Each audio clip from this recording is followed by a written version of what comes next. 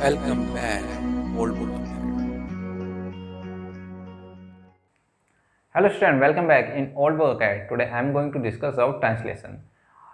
Previous video we are discussing transcriptions, replications and central dogma also.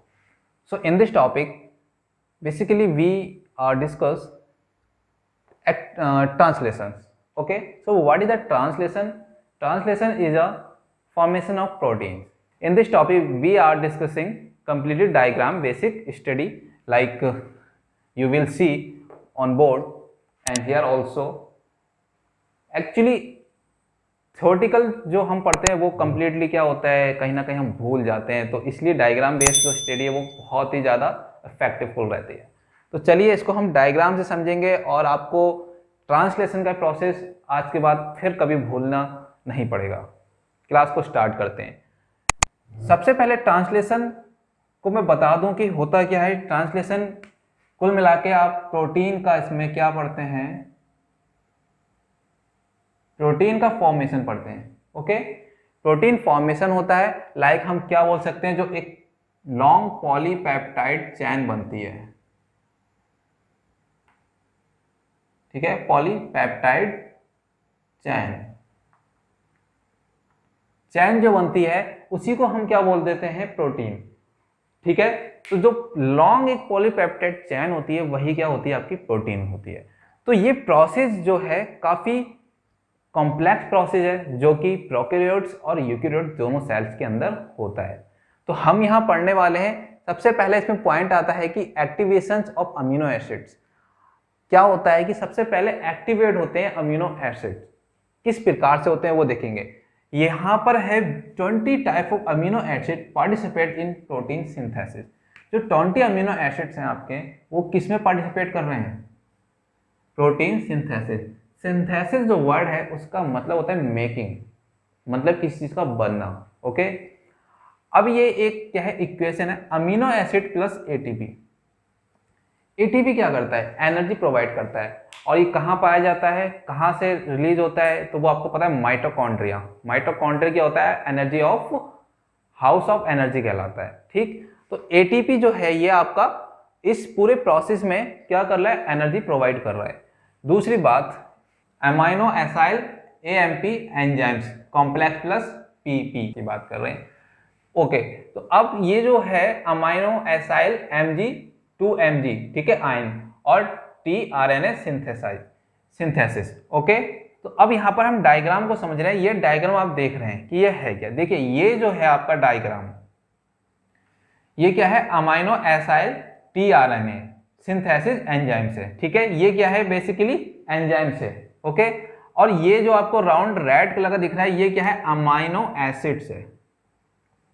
क्या है, amino acid से। और ये क्या है, एडिनोसिन ट्राइफॉस्फेट। ठीक है, तो ये एटीपी है, बेसिकली क्या है, ये एटीपी।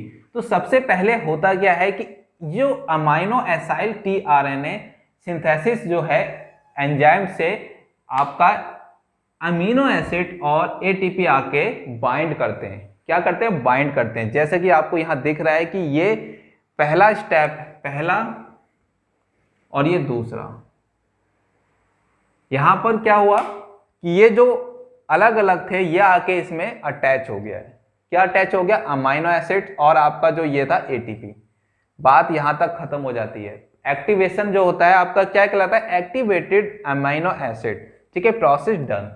सबसे पहले क्या होता है, एक्टिवेटेड अमाइनो एसिड जो होता है प्रोसेस डन हो चुका होता है। किस फॉर्म में होता है कि अमाइनो एसाइल जो टीआरएनए सिंथेसिस एंजाइम्स है उससे आके अमाइनो एसिड प्लस एटीपी आके ऐड होता है, और इसी प्रोसेस को क्या बोलते हैं, एक्टिवेटेड अमीनो एसिड बोलते हैं। यहां तक बात क्लियर। नेक्स्ट आपका आता है charge tRNA. Charging of tRNA, loading of tRNA किस प्रकार से होता है इसको देखेंगे। ये कह रहे हैं specific activated amino acid is recognised by its specific tRNA.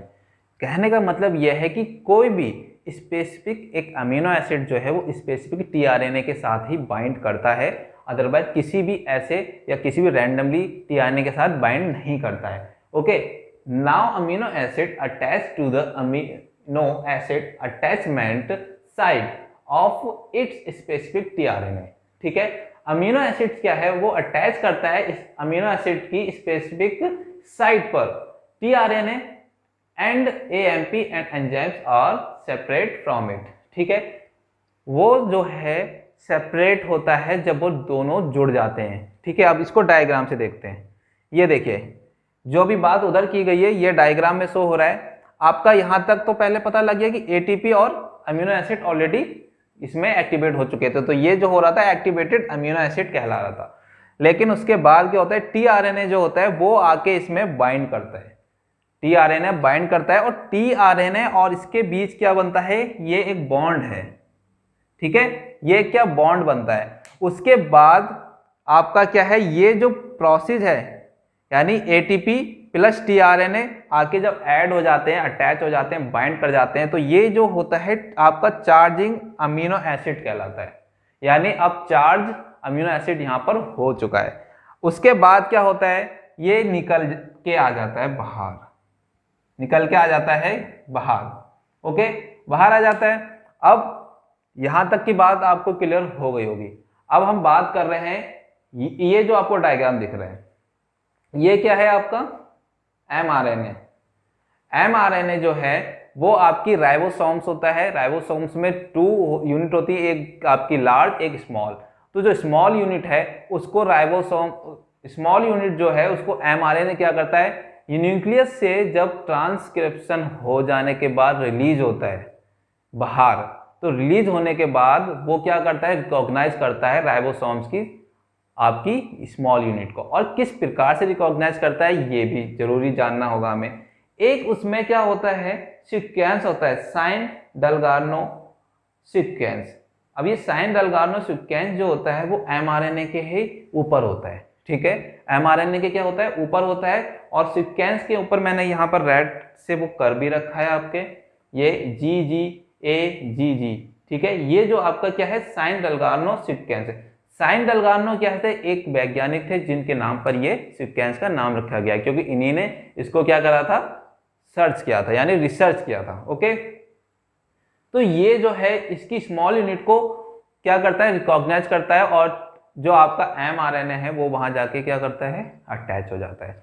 ठीक, यहां तक की बात क्लियर हो गई। अटैच हो जाने के बाद इसके ही ठीक आगे स्टार्ट कोडोन होता है। क्या है, AUG आपका स्टार्ट कोडोन होता है, जो नीले से दिख रहा होगा आपको स्टार्ट कोडोन। यानी ये इनिशिएशन का जो प्रोसेस है वो स्टार्ट कर देता है, ट्रांसलेशन का प्रोसेस यहां से स्टार्ट हो जाता है। उसके बाद क्या होता है, आपको ऊपर क्या दिख रहा है, ये जो दिख रहा है आपको क्या है, टीआरएनए। टीआरएनए क्या होता है, आपको भी यहां बताया है कि वो स्पेसिफिक अमीनो एसिड्स को लाता है, और वो उसके एक चीज और, जैसे AUG जो है आपका स्टार्ट कोडोन है, इसके बिल्कुल आपका जो ये है आपका क्या बनना है इसका UAC, ये इसका क्या है ट्रिपल, एक कोडोन जो बनता है वो ट्रिपल अमीनो एसिड्स का, यानी ट्रिपल नाइट्रोजनस बेस जो आपको दिख रहे होंगे आपका। जैसे डीएनए में क्या होता है, वो आपका A जो है थायमीन से अटैच होता है, लेकिन यहाँ पर क्या है, A जो है यूरेसिल से अटैच हो रहा है। रिस्पेक्ट में वो अपना मैथियोनिन, जैसे AUG है उसका पहला क्या होता है, मैथियोनिन जो होता है वो आपका एक पॉलीपेप्टाइड चेन में ऐड हो जाता है, और फिर इसी प्रकार से वो बनते चले जाते हैं आगे। जैसे ये टीआरएनए आया अपना लेके, और इसका जो एंटी कोडोन ये आपका यहाँ पर बनता है, और फिर ये नेक्स्ट चला जाता है, वो फ्री होता है, फिर वो कहाँ पहुँचता है, इस जगह पर, फिर से वो ये जो है आपका, मतलब ये प्रोसेस यहाँ पर कंटिन्यू चलते रहते हैं। ऐसा नहीं कि एक प्रोसेस बाद रुक गया, और ये प्रोसेस इस प्रकार से चलते रहते हैं, और फिर क्या होता है, एक लॉन्ग चेन बनती चली जाती है, जैसे आपको ये दिख रही है, ये पॉलीपेप्टाइड चेन की एक लॉन्ग चेन बनती चली जाती है। और ये जो इसके बीच में दिख रहा है बॉन्ड, ये क्या है, पेप्टाइडिल ट्रांसफरेज एंजाइम्स के थ्रू क्या करता है, हेल्प करता है पेप्टाइड बॉन्ड बनने में। ठीक है, बॉन्ड बनने में हेल्प करता है, पेप्टाइड बॉन्ड बनने में आपका पेप्टाइडिल ट्रांसफरेज एंजाइम्स।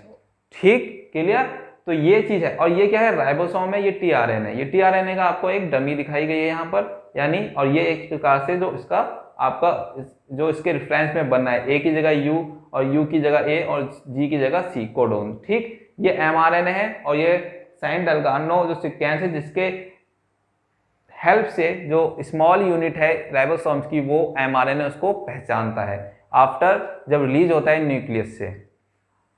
तो इसके अंदर सिर्फ इतना ही है, ज़्यादा नहीं होता है। और बाद में लास्ट में क्या होता है, कहीं भी जहां पर mRNA पर स्टॉप कोडॉन होते हैं वो अगर आ जाते हैं तो वहां पर चैन जो होती है वो स्टॉप हो जाती है, यानी टर्मिनेट कर दी जाती है, और फिर वहां से जो आपकी पॉलीपेप्टाइड चैन है वो अलग हो जाती है। और ये दोनों जो आपकी स्मॉल और लार्ज जो यूनिट हैं राइबोसोम्स की वो भी अलग हो जाती है। जैसे कि स्टॉप कोडॉन आपका UAG और UAA और UGA, अगर ये कोई कोडॉन आपके ये कोई जो कोडॉन है किसी भी, चाहे उस समय एक ही क्या कहते हैं इसमें पॉलीपेप्टाइड चैन में एक या दो तीन कितने भी क्या कहते हैं चैन बनी हो, ज्यादा नहीं बने हो, चाहे एक मतलब इसका जुड़ा हो, चाहे इसके साथ एक ही दो या तीन, तो वो ऐसा नहीं है। अगर उसके बाद ही आ जाए तो उसी समय स्टॉप हो जाएगी, चाहे वो कितनी लॉन्ग चैन हो चुकी हो या स्मॉल चैन हो,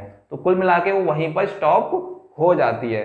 तो ये आपके जो है रिस्पॉन्सिबल होते हैं टर्मिनेशन के लिए। ठीक है, टर्मिनेशन जो होता है आपका, टर्मिनेशन जो पॉइंट है या कह सकते हैं स्टेप है, ठीक है, तो वो इनके द्वारा स्टॉप हो जाता है। तो ये प्रोसेस स्टॉप होने का जो एक प्रोसेस है वो क्या है, ये कोडॉन जहां पर जैसे ये कोडॉन आपको चलते हुए दिख रहे हैं, इसी प्रकार से ये क्या होता है, स्लाइडिंग करता है। ठीक है, ये राइबोसोम क्या करता है, स्लाइडिंग करता चला जाता है mRNA पे, और पॉलीपेप्टाइड जो चैन है वो इस प्रकार से रिलीज होती चली जाती है। तो यही इसके होता है, ट्रांसलेशन कहलाता है इस प्रकार से। इसके थ्योरी बेस में आपको मैं इसके डिस्कशन में दे दूंगा, जो कि इसका इनिशिएशन और इलोंगेशन और ट्रांसलोकेशन, और उसके बाद जो होता है एक टर्मिनेशन जो होता है। Thank you for watching my channel and please like, subscribe and share.